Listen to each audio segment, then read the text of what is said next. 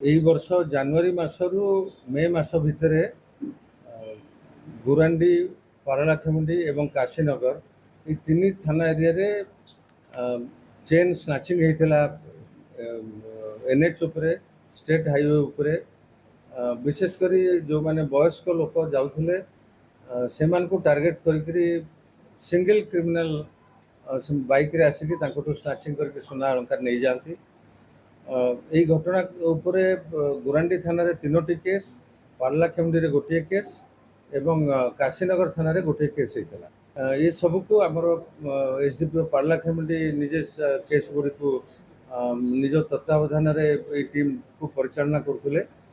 शेष आम आमर पड़ोशी राज्य मंडासा थाना एरियार सांडीपुटी गाँव उपालुरी नवीन कुमार ये घटना इनवल्व थीवार आम जाना पाइलु।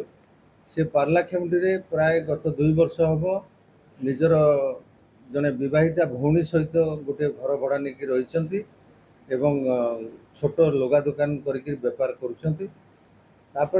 गिरफ कलु। गिरफ कला से निज घर को नहीं भौणी पाखे थिबा सुना को पुलिस आगे दाखल देते जहाँ को जबत करा आज आम कोर्ट चालान करूँ।